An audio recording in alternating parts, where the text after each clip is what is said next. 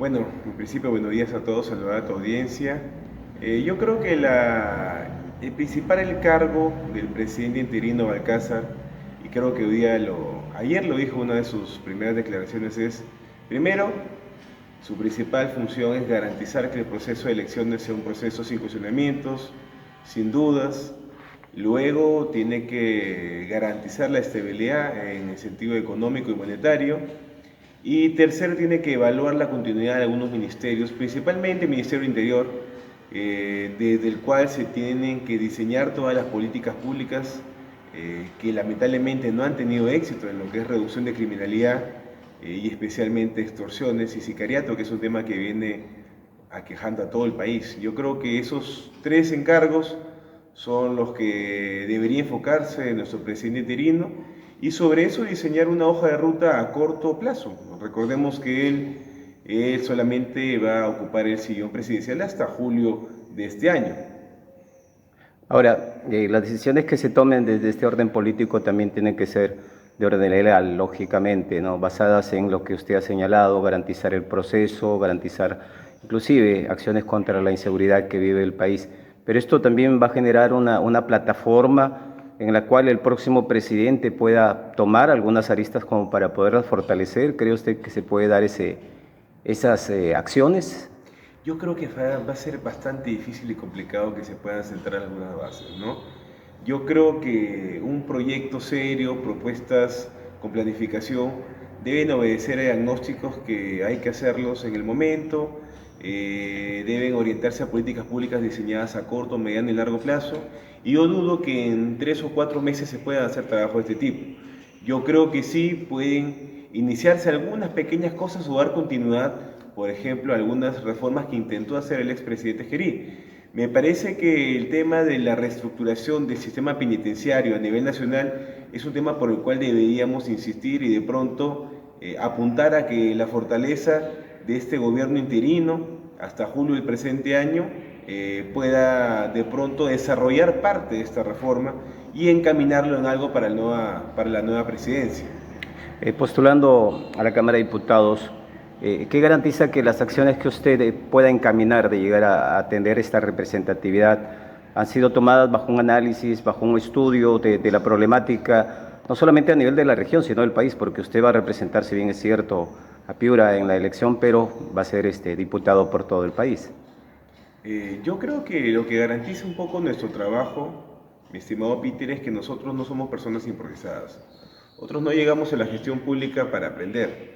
En mi caso, yo he tenido la oportunidad de ser ya más de 3 años primer regidor de la Municipalidad Provincial de Piura, ocupando y recibiendo el encargo del despacho de alcaldía en varias oportunidades, debido a que un alcalde tiene que viajar permanente y constantemente para gestionar recursos, sobre todo en una provincia como Piura, que tiene un presupuesto inicial de apertura menor a los 30 millones de soles. Y hemos tenido, gracias a Dios, una ejecución que supera los 600 millones de soles en 3 años. Yo creo que eso demuestra gestión, pero esa gestión por parte del alcalde ha tenido que recaer en la función administrativa, en mi caso, para dirigir de cierta forma interna y administrativamente la Municipalidad Provincial de Piura. Yo creo que eso a mí me da la tranquilidad de conocer el aparato estatal desde adentro, pero además eso se ve fortalecido porque yo vengo trabajando en la gestión privada desde hace 14 años. He sido funcionario de dos de las principales empresas agroexportadoras de uva de mesa del país, que están ubicadas en Piura, y hemos logrado a nuestra manera desarrollar económica y socialmente, por ejemplo, el Valle del Medio Piura, un lugar que es uno de los pocos lugares del país donde tenemos una tasa de desempleo cero o una tasa de pleno empleo, donde básicamente hemos podido generar condiciones que han elevado la calidad de vida de los pobladores y trabajadores nuestros. Con este nuevo proceso que se avecina para el 12 de abril, se tiene que marcar un hito histórico en cuanto a la transformación del país. La gente tiene la percepción de que el Congreso es corrupto, de que el Congreso inclusive ha tomado mucho poder sobre las entidades del Estado. No hay una verdadera libertad o independencia. ¿Cómo trabajar ese aspecto importante y darle a entender a la población de que no se llega solamente con una nueva opción o decisión, sino que en realidad se llega a trabajar por el bienestar de todo el país? Yo creo, Peter, que tú has mencionado lo más importante, ¿no? Esa percepción es una percepción generalizada, pero además una percepción justa, porque vemos un Congreso que trabaja a espaldas a la población, porque vemos un Congreso que lo que hace es defender intereses partidarios y personales, porque vemos congresistas que si han logrado cambios solamente se reflejan en sus cuentas y en sus estados económicos, si es que han logrado cambios solamente se refleja en su estilo de vida. Vemos ahora cómo congresistas que ingresaron con 800 soles de patrimonio ahora tienen declarado más de 200.000 soles. Vemos congresistas como intentaron luchar en una plataforma impulsada desde el Bajo Piura y hoy día vienen vestidas de joyas y alhajas. Vemos congresistas como ahora recién en campaña, hace 2 o 3 meses, están regresando a la región que los eligió y vemos como 5 de los 7 congresistas buscan reelegirse. Pero hay que recordarle al pueblo, hay que recordarle al vecino y al ciudadano que esa gente no llegó sola, que esa gente está ahí porque nosotros hemos permitido que estén ahí, ya sea votando por ellos o votando por otras personas que finalmente no alcanzaron esa posibilidad. En mi caso, Peter, lo que yo me he propuesto es meterme de lleno en esta carrera política para que primero dejemos de elegir entre los menos malos. Yo creo que hemos estado acostumbrados a elegir digamos, a elegir al mal menor y para tener una propuesta seria. Yo no llego, primero, con ningún problema con la justicia. Segundo, creo yo que he tenido una vida exitosa en el sector privado y llego a colaborar, a apoyar, a sumarme. Yo no llego a buscarme un trabajo, yo no llego a intentar cambiar mi estilo de vida en 4 o 5 años. Y tercero, que nosotros no llegamos a aprender. La experiencia que tengo en gestión pública me permite poder trabajar desde el primer día por las grandes necesidades que tiene la región y el Perú, porque como bien recordabas tú en una pregunta anterior, los diputados, digamos, quienes vamos a integrar la Cámara de Diputados, si Dios lo permite, vamos a tener que trabajar sí por los grandes problemas de la región, pero también por los grandes problemas del país. Recordemos que hay problemas que compartimos con otras regiones, como es la inseguridad, como es el tema de acceso a una educación de calidad, como es la salud, que son temas que aquejan a todo el Perú. Y desde esta plataforma, con propuestas serias, vamos a intentar poder cambiarlos en un breve plazo. Dentro de este estudio, de este análisis que usted ha hecho, ¿se necesita más leyes, mejores leyes, o las que tenemos que se cumplan, sean más efectivas? Muy buena pregunta, Peter. A mí me consultan a cada base que juramento, me dice, ¿cuál va a ser la primera norma que usted va? Yo siempre le respondo lo mismo. Tenemos que pasar primero por hacer cumplir las normas que ya tenemos. Y segundo, por revisar las normas que debemos modificar. Y te pongo un claro ejemplo. Hoy ya tenemos la famosa Ley Servir, que es una ley que fue impulsada con un espíritu bastante noble, que era buscar la meritocracia dentro de la administración pública, pero que lamentablemente, lejos de no poder lograr esto a plenitud, se ha convertido, por ejemplo, en un obstáculo, en un impedimento, en una muralla para que los jóvenes que terminan una carrera técnica universitaria puedan acceder al Estado. Hoy día tenemos una ley Servir que lo que hace es poner requisitos de experiencia para aquel joven que quiere formarse esa experiencia. Entonces eso no tiene ningún sentido. Alguien sale con toda la ilusión de ganar, de ganarse un lugar en el Estado, de aportar desde el sector público, pero lo que recibe es un freno diciéndole no puedes trabajar aquí si no tienes experiencia, cuando el joven lo que quiere es buscarse esa experiencia. Yo creo que ese tipo de normas tenemos que derogarlas y, como dices tú, nuestra principal función va a ser revisar las normas, derogar las que no sirven y hacer cumplir las que ya tenemos. Luchar contra la corrupción es una tarea crucial y principal. Nuestro país atraviesa momentos críticos porque, lamentablemente, al parecer la corrupción está enquistada en todos los poderes del Estado. ¿Hay una lucha frontal que usted va a encaminar, que usted va a empoderar? Yo creo que la lucha contra la corrupción es un tema que debe convocarnos a todos, ¿no? Yo creo que la corrupción debe entenderse de forma integral y sistémica, como tú mencionas. Yo creo que la corrupción ahora se ha enquistado en todos los poderes del Estado, en todos los niveles, desde el más alto hasta el más bajo. Todos somos testigos de cómo día a día vivimos en un sistema parecido, pero también todos somos testigos de cómo de alguna u otra forma construimos ese sistema. Lo hacemos inconsciente o conscientemente, pagándole al policía para que no nos ponga la multa. Lo hacemos consciente o inconscientemente, ocupando un lugar en algún espacio público, vendiendo, digamos, como comercio ambulante y pagándole un fiscalizador para que no nos retire. Yo creo que es un tema que hemos lamentablemente normalizado. Yo creo que ese es un cambio que debe ser analizado de forma estructural. pero cómo no, debemos hacerlo ya. Yo creo que es una de las urgencias que requiere este país, que es un país que se autopercibe como un país corrupto, que es un país en el que nos hemos acostumbrado a que los trámites avancen solo sí cuando alguien le da algo a un trabajador o a algún empleado público. Y yo creo que sí, Peter, esa lucha debe convocarnos a todos. Y como te digo, desde este espacio no tendremos ningún problema, dado que no tenemos ningún problema ni penal, ni judicial, ni policial, y podemos encabezar esta y otras luchas. Ahora, la idea de borrón y cuenta nueva está dentro de su forma de actuar.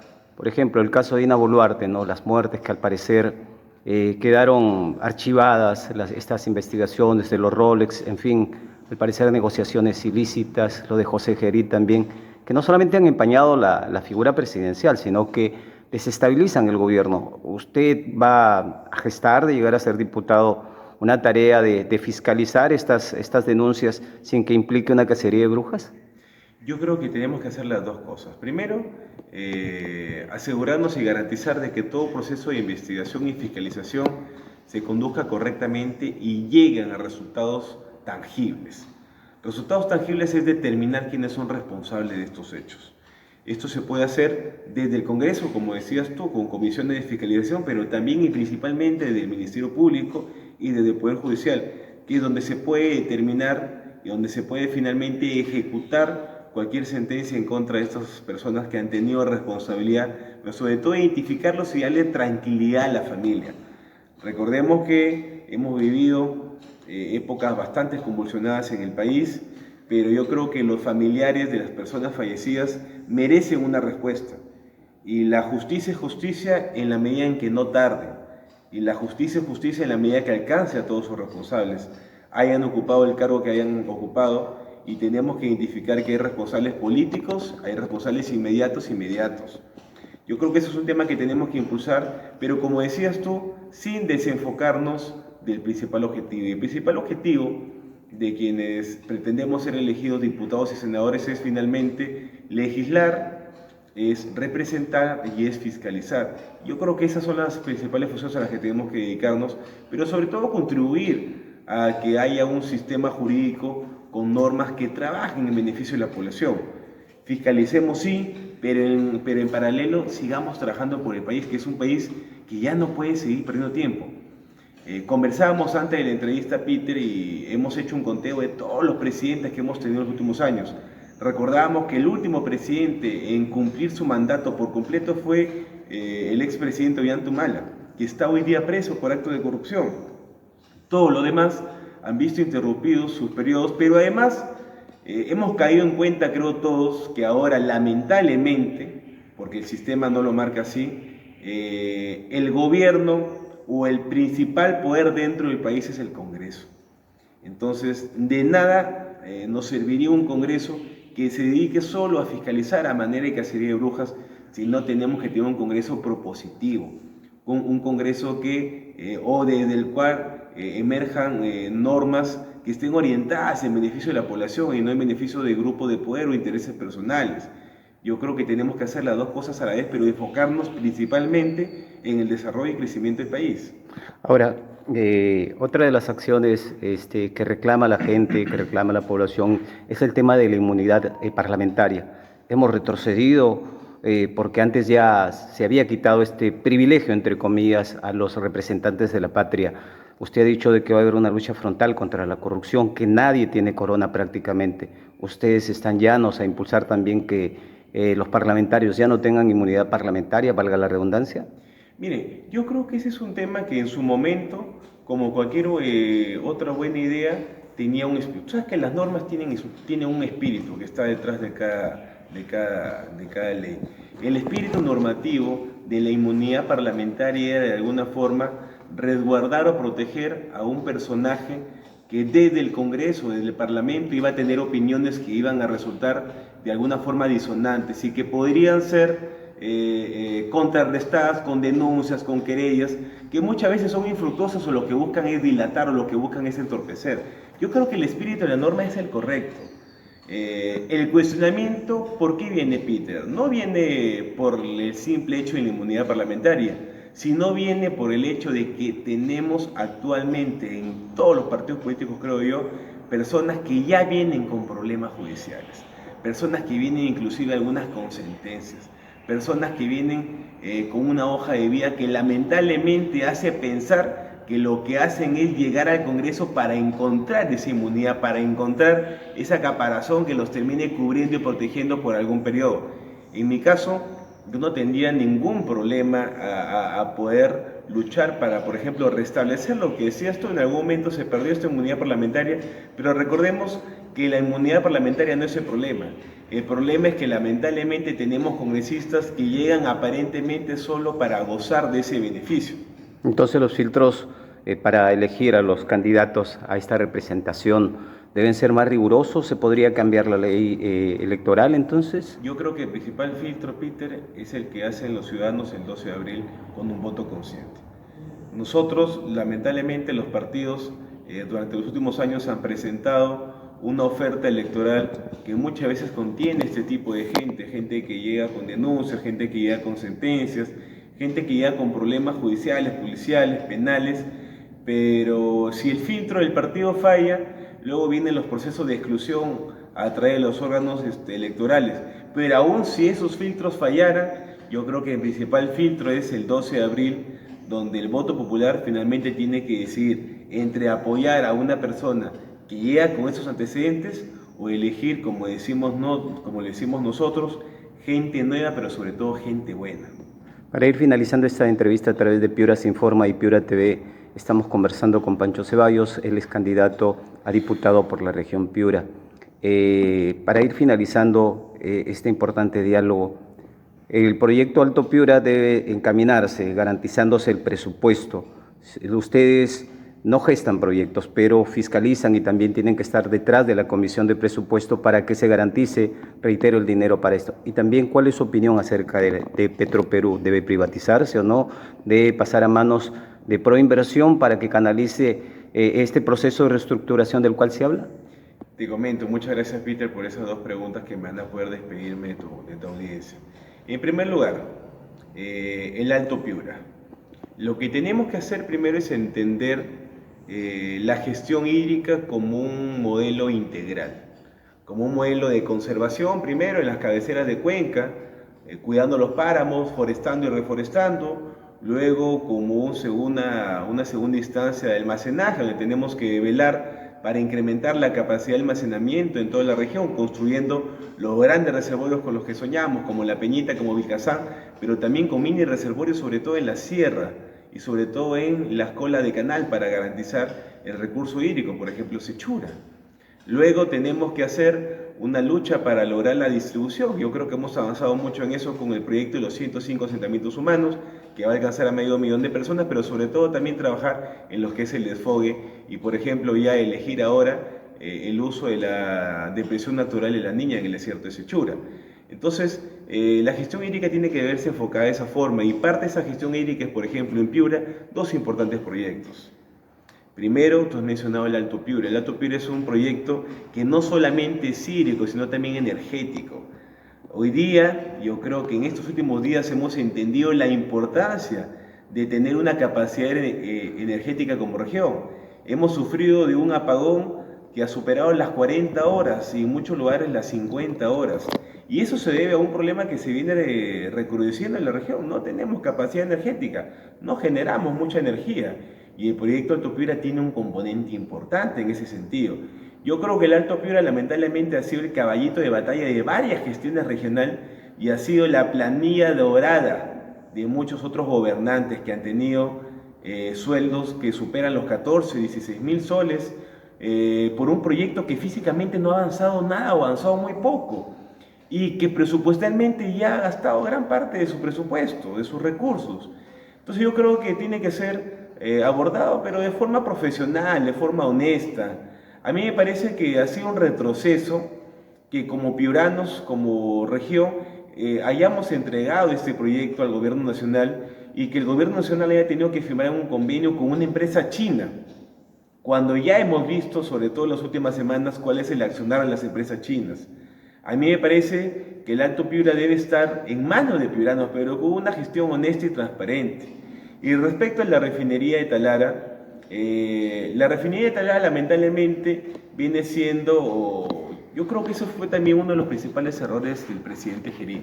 El presidente Gerí fue elegido para asumir temas, digamos, de gobernanza y garantizar algunas cosas, pero intentar plantear en un gobierno interino y en pocos meses una gran reforma respecto de la refinería de Talara, yo creo que fue uno de los principales errores. Hay sectores que no deben ser por ninguna forma entregados a los privados. Yo creo que el sistema o el sector de petróleo es un sector primero estratégico. Petroperú no está en un sector que no sea rentable, al contrario. El tema de gas, el tema de combustible son sectores altamente rentables. Lamentablemente hemos tenido un manejo politizado, lamentablemente hemos tenido un manejo, si tú revisas quiénes han integrado los últimos directorios de Petroperú, te vas a dar cuenta que lo han integrado personas que no tienen experiencia en el sector. ¿Por qué? Porque Petroperú ha sido una caja de resonancia del gobierno de turno. Entonces, con un manejo profesional, con una inyección de dinero no para seguir construyendo refinerías que estén sobredimensionadas sobre la capacidad operativa real de refinar de Petroperú, sino con una inversión destinada a, por ejemplo, la exploración, pero sobre todo a la explotación de nuevos lotes. Seguimos trabajando con lotes que ya han perdido su capacidad de producción. Seguimos intentando concesionar lotes que ya no son atractivos para el privado. Nos han hecho creer que es una empresa quebrada, nos han hecho creer que la planta no sirve para nada, cuando tenemos una planta que es súper moderna, cuando tenemos un sector que es altamente rentable. ¿Por qué? Si algo que es rentable para el privado no puede ser rentable para el público. Lo que tenemos que cambiar es, sí, de una vez por todas, dejar de politizar y administrar técnicamente Petroperú, desde las gerencias y principalmente desde el directorio. Por favor, revisemos quiénes han integrado los últimos directorios de Petroperú. No han llegado con nada de experiencia. Han tenido experiencia en otros sectores, pero lamentablemente la decisión política ha permitido que mucha gente llegue a aprender. Y regreso a lo que te decía al principio de la entrevista, no podemos pagarle a gente para que llegue a aprender, y menos en un sector estratégico que no puede ser privatizado